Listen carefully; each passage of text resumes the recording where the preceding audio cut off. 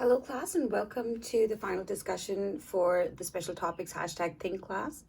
This topic is about work-life balance, which is how do people strike a balance, and should they, between their works, between what they do for work and their personal lives.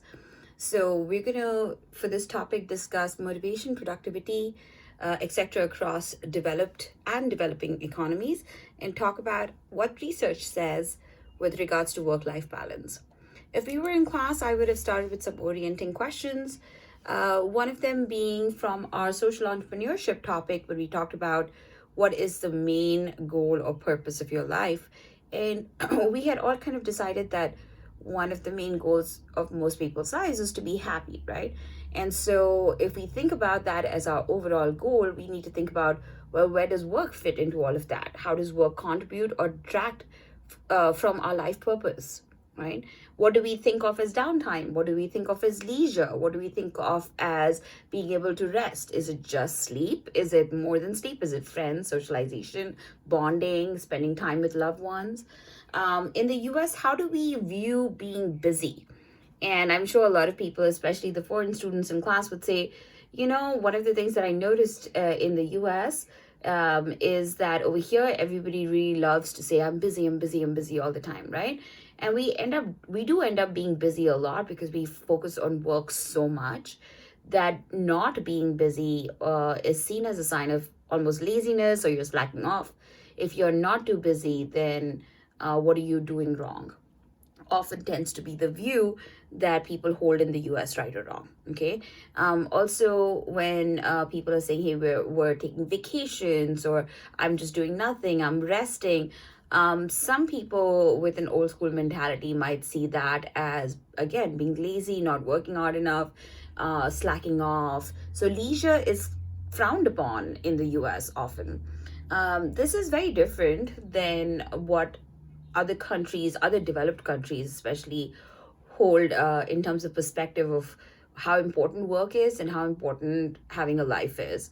So there are definitely some countries, especially Asian countries like Japan and South Korea, that are even arguably worse than the US in terms of the importance that they place on work, and how much they ignore their personal lives or families. But then there are other countries, mostly in Western Europe and Northern Europe, where they're very focused on work-life balance. And research has studied these countries in terms of productivity to compare them across each other. So that's something we'll talk about. So in other words, just working more, does that mean that you're getting more done, which is what productivity is? Or are you just simply filling hours of the day and then detracting from your downtime or leisure time that would have otherwise made you a more well-rounded, healthier, happier person? Okay, so let's dive into this topic.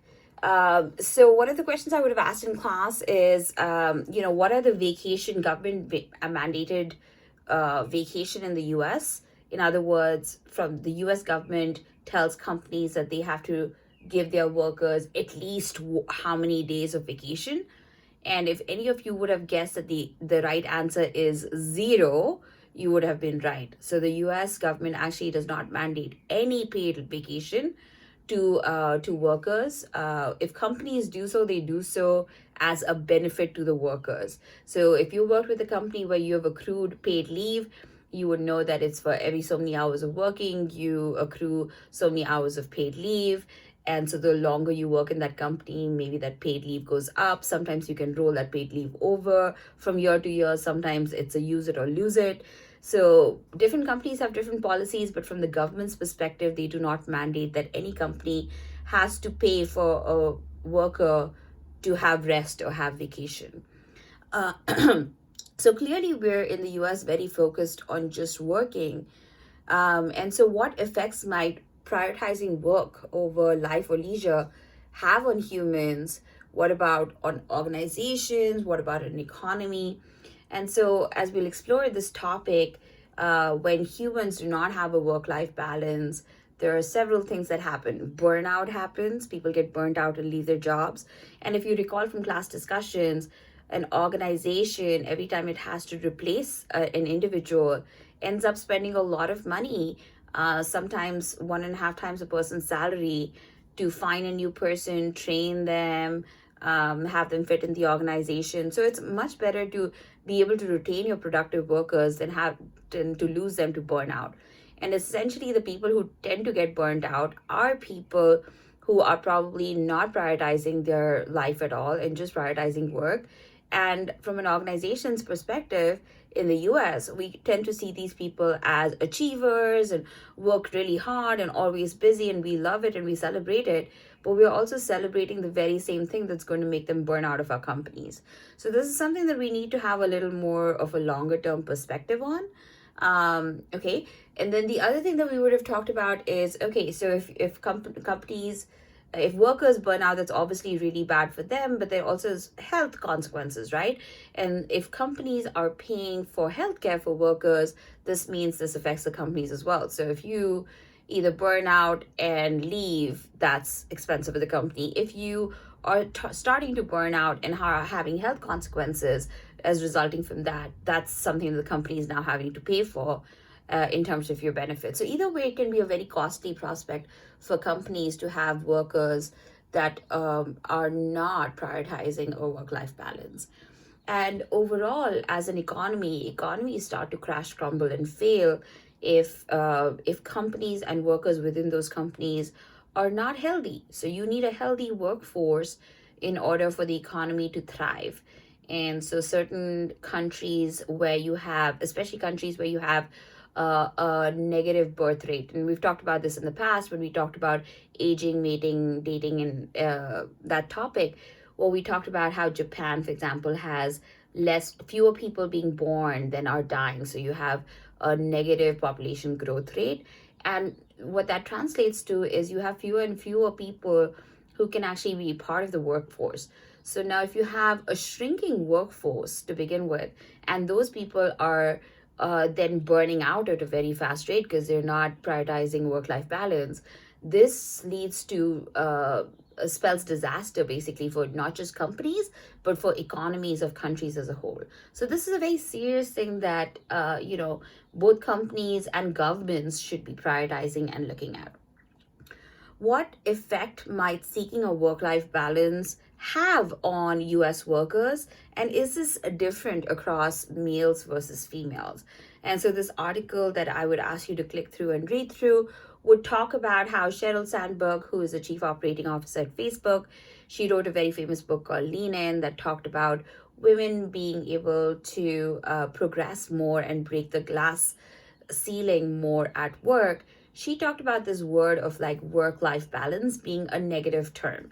And she said it's negative because essentially, if somebody had to try and balance work and life, what ends up suffering is work. So, in other words, if somebody is saying, hey, I want to try to have a work-life balance, in so many words in the US, that means that I'm going to work less. And what she's saying is this is going to disproportionately affect women because women, due to childcare needs, on average already work a lot less than men do. So for every 8.3 hours a day that men put in, women on average, because of childcare needs, tend to put in about 7.8 hours. And so what that means is if you are now seen as working less and you're getting less done, then you have less opportunity to advance in your field as well. And so you have less opportunity to break the glass ceiling. And so what she's advocating instead of work-life balance is a work-life fit.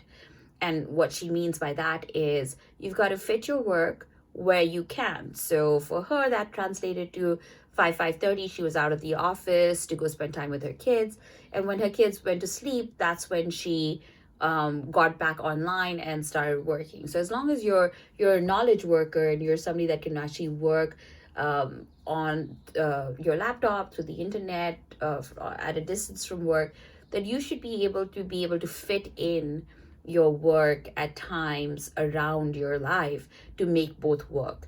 Otherwise, if we keep talking about work-life balance, we're putting even more strain on women who are already having a hard time being taken seriously at work and breaking the glass ceiling because that means that women might drop out of work more. And so she's not a fan of that. So I thought that was an important aspect to talk about over here. Let's keep going. Companies, let's compare ours across working countries. Ours worked across countries. So this first little link that I would ask you to watch is from the World Economic Forum that talks about the top 10 countries that work the longest hours. And at the top is Mexico. And at the bottom, not of just 10, but of all the countries that they studied, some 30 something countries, was Germany.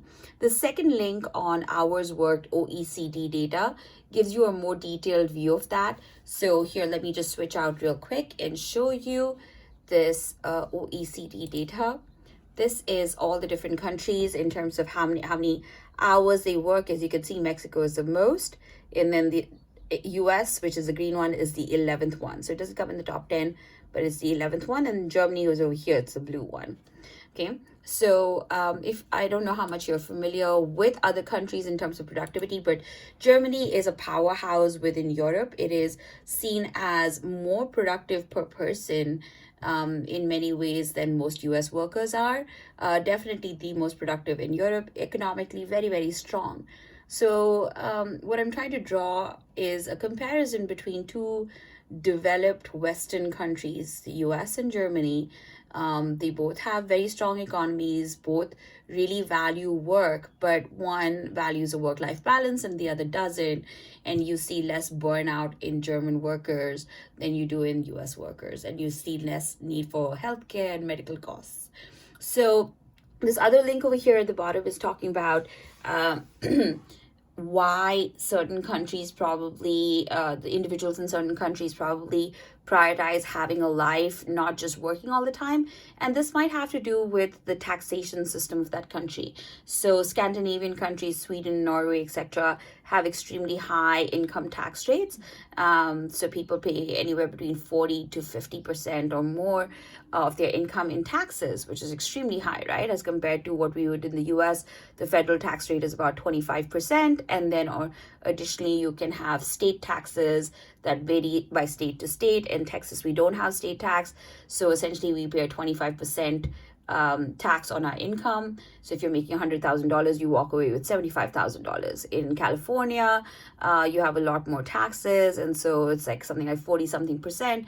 So you'd walk away with a lot less money. So in the US, different states charge taxes differently, but they don't necessarily give different benefits than what we get in Texas. So if you're going to live in the US, living in a state that has no state income tax definitely makes sense. However, this idea of just, hey, we shouldn't pay taxes is an idea worth examining and questioning. Well, the countries that do charge really high taxation, whether it's Canada at 40% or Scandinavian countries at well above sometimes 40%, what do individuals get back from these taxes that they pay? And we've talked about probably in class, and if you dig in, you'll do some research, you'll find out Scandinavian countries, for example, Denmark, Sweden, Norway, etc., they have free education. Most European countries do. Even the underdeveloped ones have free education, even at the college level. So again, you're not incurring debt. They take care of people after retirement. So all of those taxes are going into ways that individuals can actually use, whether it's education, retirement, free healthcare. If you have a child, it's, they send a nanny over, they'll give you free daycare, they'll give paid vacation.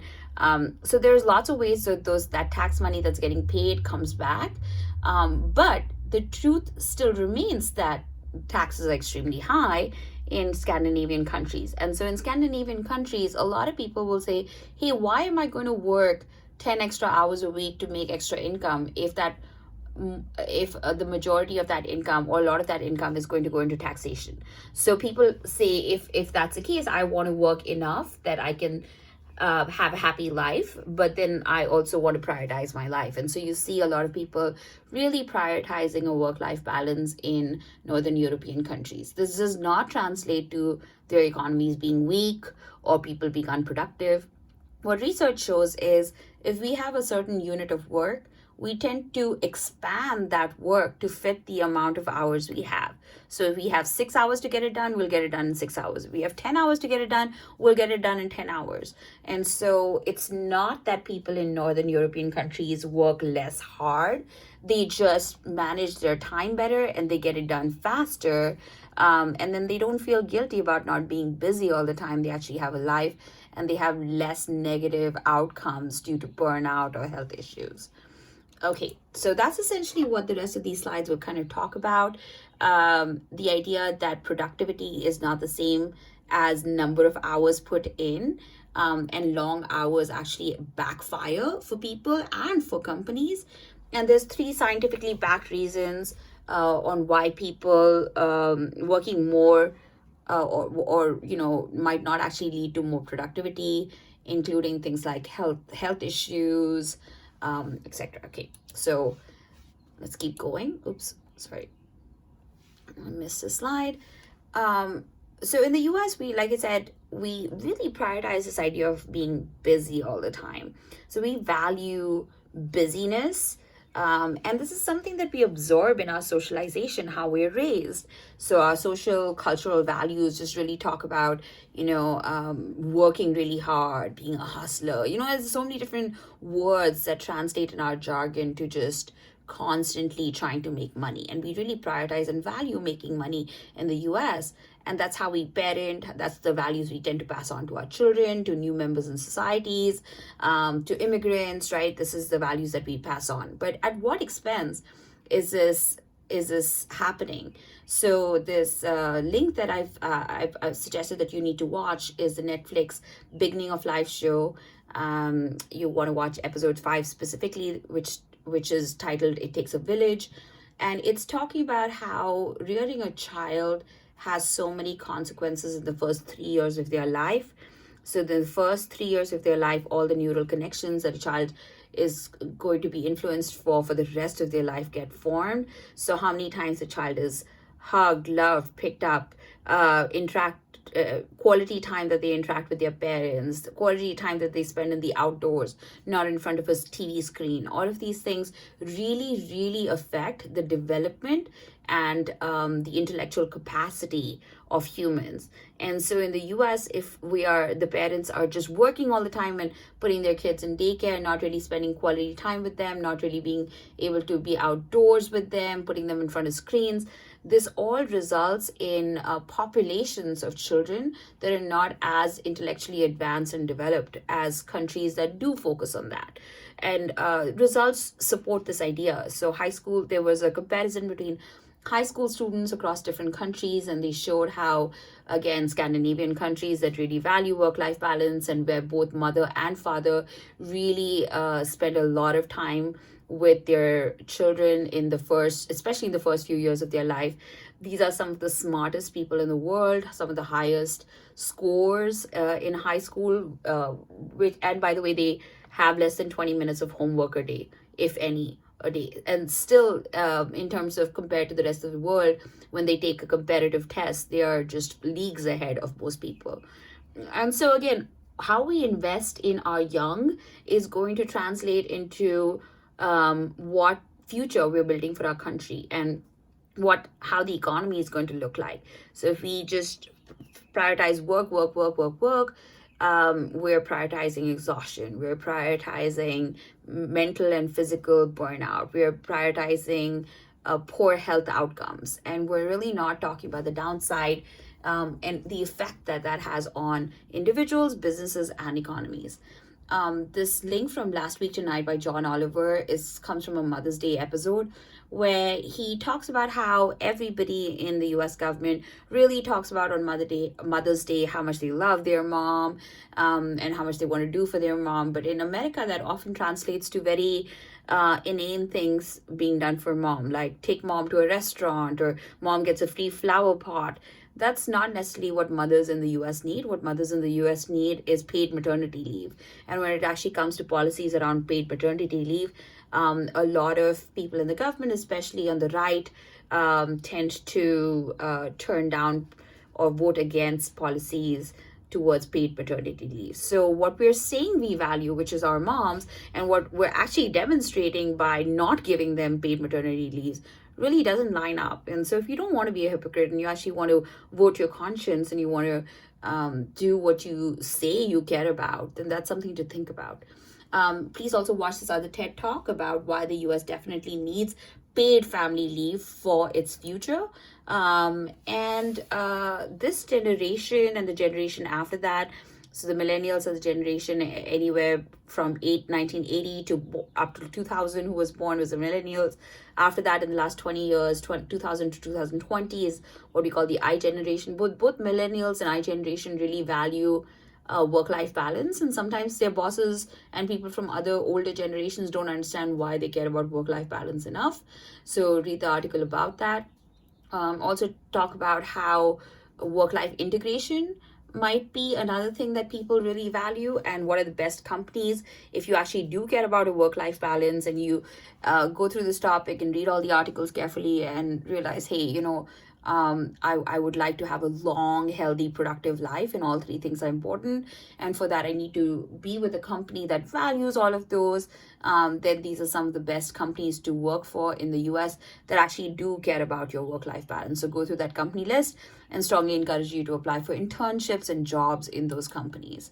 All right. Also, for this particular slide, this is a comparison on how the rest of the world does this, and how recent policies mandate that French workers can now ignore emails outside of business hours. So after 5 o'clock and on weekends, French workers are not required to check their emails, for example. In the Netherlands, the Dutch have some of the best work-life balance. What do they do to achieve that? The Danes in Denmark also really care about work-life balance due to certain cultural beliefs they have. So definitely check that video out. How does a UK view work-life balance? How do Norwegians from Norway view work-life balance, and the importance of children just being able to be children, be outside, not in front of a screen, have quality time with their parents. And this last link is a movie called Where to Invade Next. It was available on Amazon Prime for free. I'm not sure if it's free anymore. Either way, I require you to rent it and watch it if it's not free. And I need you to focus on sections on Italy, Germany, and Finland, where they talk about this idea of like work-life balance and how it affects people. So please definitely do watch that. Countries that have got this work-life balance thing wrong in the past and they're trying to fix it are Japan and South Korea. These are both developed nations in Asia, and the Asian work ethic is very much like work hard all the time. And so these two countries took that to an extreme, to the point that you have death by overwork, or which is actually a Japanese cultural ideal. It's called karoshi, and people actually care about work so much that they want to die working, and that's what's karoshi, death by overwork. And this has started affecting Japan so much that people have realized that this thing that we value and care about and think is so honorable is actually really not good for us, our country, or our economy. And it's leading to lesser people wanting to have families, have babies, a negative birth rate, like I've talked about in Japan, people not spending time with their children. So those children in turn then don't want to become parents, all sorts of things that then affect larger economies. So our short-term chasing of money and productivity would affect, for sure, the long-term productivity of nations. So the link after that talks about how Japan is actually thinking about and governments are trying to intervene with cutting work hours, as is South Korea. South Korea actually now mandatorily asks people to leave the office at a certain time. I think it's at 6 o'clock or something. They shut down electricity in offices, and they force people to leave work because people just thought that they had to be chained to their desks till 8-9 o'clock at night in order to look good. So now this has become a government mandated policy. People are taking having a life and the balance between work and life a little more seriously in those countries, and are burning out a little less. That's the end of our slides. If you have any questions, please feel free to email me. Thank you.